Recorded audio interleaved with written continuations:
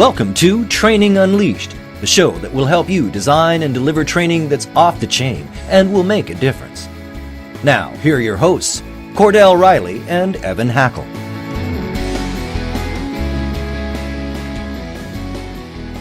Good afternoon, everyone. Welcome to Training Unleashed.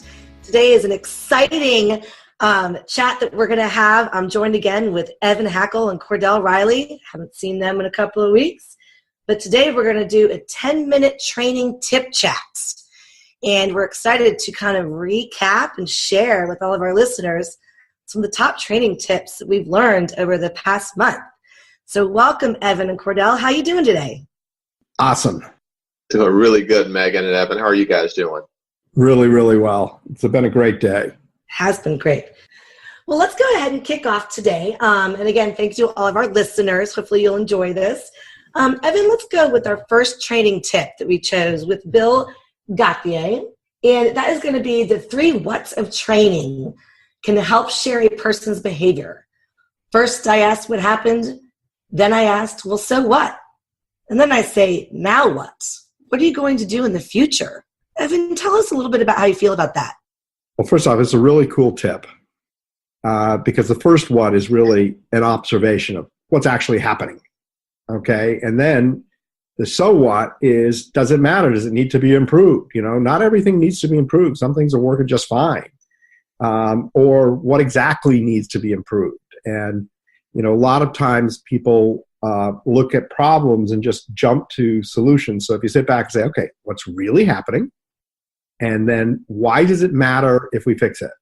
What would it impact? And then this gets into an important part of, you know, return on your investment in training. So when you look at this next part and you say, well, if, okay, we got a closing rate of 30%, or we have a net promoter score of 22%, or whatever it is, you can then say, well, what would the economic impact be to the company if we could change those numbers? You know, if closing rate went from 30% to 36%, it's a 20% increase in sales. Very, very significant. So now the question is, okay, if you did that and you now know what the win is, what you need to do and what the win is, then you now say, what's next? So how do we do that? What are the things that we need to do to make that change actually happen? And as you know, via what we do in the Dakin process, where we, you know, doing a design curriculum workshop, is the solutions to problems are not always one thing. There are lots of different solutions. And sometimes it's e-learning, sometimes it's live, sometimes it's sales aids, sometimes it's conversations and discussions with certain key people. So I think these are 3 really good questions for people to ask. What's happening? So what? And now what now? And might not have said it perfectly, but that's the key. So there you go. I agree, and I think it's a wonderful training tip, and love that you mentioned kind of the curriculum design workshop, because it also depends on who you're asking. You know, where some companies will just create a training solution in a corner office 30,000 feet above. So it's great, you know, to really dig in like that. Thank you so much, Evan. You're very welcome. Cordell, I'd like to kind of pick your brain about this next training tip from Hal Lamb. He says, make training fun and interactive. Don't just talk and talk and talk nonstop. Make it funny. Make people participate. Make it memorable and make it emotional. Kind of talk to us about that and what you think. Your point. Make training fun and interactive. Don't just talk and talk. Make it funny. Make people participate. You know, that's just something that I think is so incredibly important when you're getting ready to deliver or put on a training session. You know, think about yourself. And Megan, obviously, when you're starting this off, you're starting off with high energy, you're talking, you're making great comments, you're bringing a certain energy to it versus a very monotone, saying at the same level, no voice inflection, nothing like that. That's not going to resonate with people. But if you have high inflection, you have high energy, you're bringing excitement to it, that's going to evoke emotions from your class, and that's going to pull your class into it. It's going to get everybody involved. Nobody's thinking, okay, how much longer is this person going to be here? What's next do I get to do? They are engaged. And something else that I really do believe in, I really believe that laughter is therapeutic. Just think about that for a second. Laughter is therapeutic. If you get people to laugh, you get them to have a little bit of fun, It's going to break down those walls. People are not going to be defensive. They're going to be receptive to really hearing the message. A couple of things that are encourage people to really caution you to think about when you're thinking about doing this. Use natural humor. And what do I mean by that? I'm not saying you have to be a jokester or a prankster or have tons of jokes ready to go, but look for opportunities in the class to look for those natural type of humor moments. So Megan, you talked about picking brains. My comment back, hopefully you thought it was funny about, I'm not sure there's a lot here to pick. Just look for those natural interactions that you can do that really bring that livelihood, those type of things to the audience. He also talked about participation. I really do believe that people learn best by doing. So what are some ways that you can get your audience to have fun and also participate while you're going through? Get them to do a share. If you came out and talked about a point that you're trying to make in the training, ask for some audience share. Okay, if we talked about this, has anybody done this? Share your perspective. So that gives you another opportunity to kind of reinforce things. It also gets your audience engaged. So I can't say enough about these two items. I think they're so important. So fun and participation, certainly two key items. Thank Hal for bringing those up for us. We're so glad you're listening to this episode of Training Unleashed, brought to you by Tortal Training. The difference between Tortal Training and other online training companies is we're primarily a training company with technology, rather than a technology company that does training. Want to find out more? Just go to tortal.net. That's Tortal, tortal.net. Evan, we're going to go back to you. Travis Huff has shared a great kind of tip for some of our audience to learn. It says, invest in a screen share recording system to streamline training. Almost a little bit like how we're recording our session now, but maybe with some interaction. What's he talking about there, Evan? I think one of the opportunities that we have in training is using new technology. So right now we're doing this on Zoom, which is a really great interactive tool. It's very easy to use. There's some other ones I'm not as big a fan of that were older technology, don't show as big a picture, not as easy to share screens, things like that. But here's the reality is we all know live training is incredibly effective, very motivational, and is a good part of a comprehensive training program.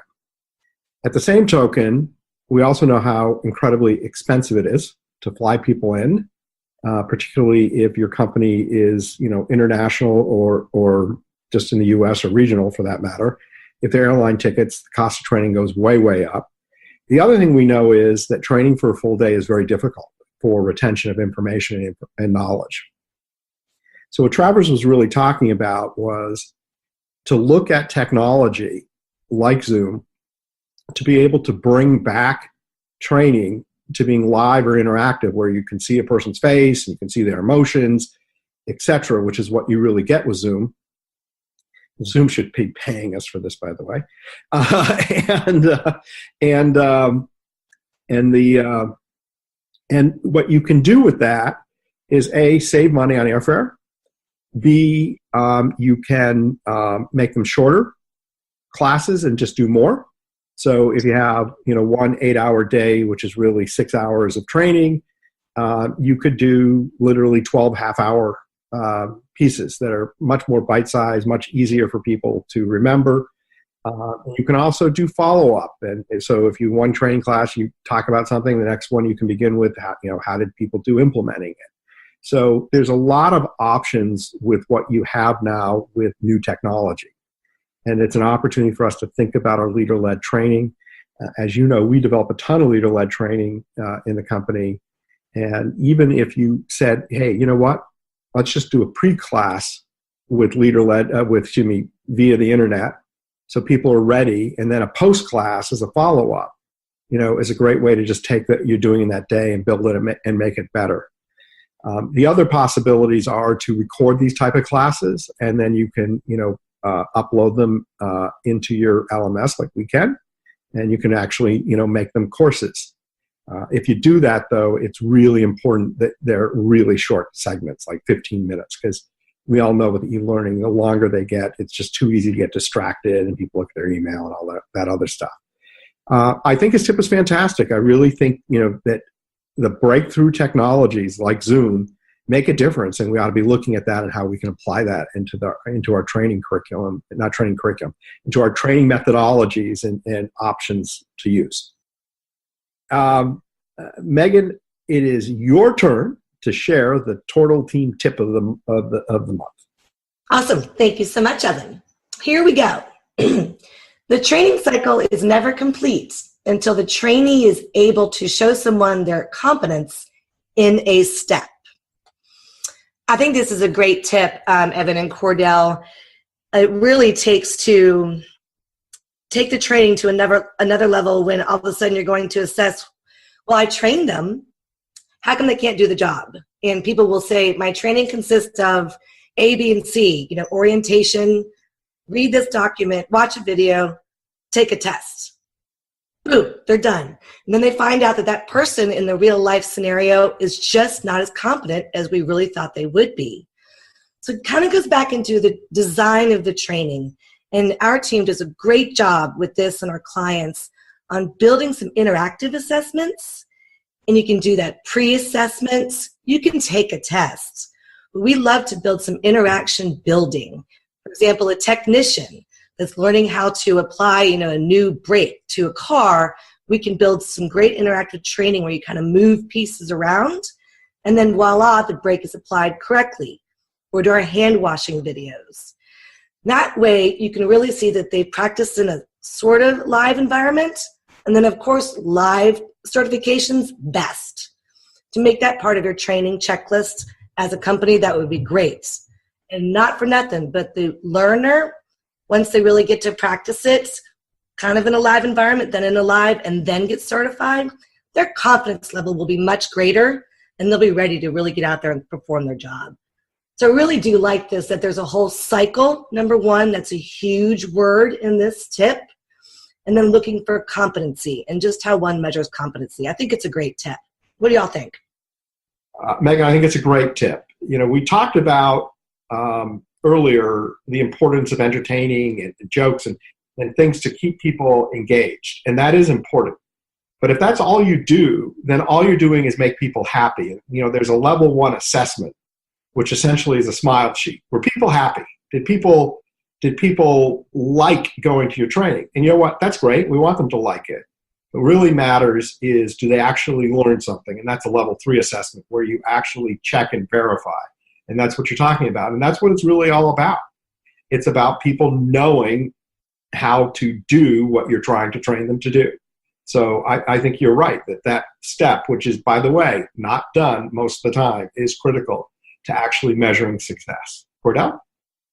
Yeah, couldn't agree more, guys. You think about training, and training should be objective based. After taking this training, the trainee will be able to do X, whatever that X might be, and going out and going onto the floor, going into whatever the environment is, and actually seeing that person doing it. Can they perform that activity or that process or that step, as the tip said? It's so critical, and most time people don't do it. But Megan, to your point, we try to do it in simulations that we do in e-learning, but if it's somebody who's going to do it in a live environment, actually seeing that person on the floor doing that is so important. And obviously, we know we're focused on level 3, but this helps us to get to level 4. It's that ROI that, we're getting the return on the training that we're looking for. So great tip, very, very important. Well, I think this is going to conclude today's 10-minute training chat. Try to say that really fast 10 times. But I really enjoyed hanging out with you today, Evan and Cordell, and I always love recapping these training tips. So again, thank you for all of our listeners for Training Unleashed, and we look forward to connecting with you again for our next episode. This has been Training Unleashed, but it doesn't stop here. Just go to trainingunleashed.net to subscribe to the show. That way, you'll never miss an episode, and you'll be well on your way to delivering training programs that are off the chain. We'll talk to you next time on Training Unleashed.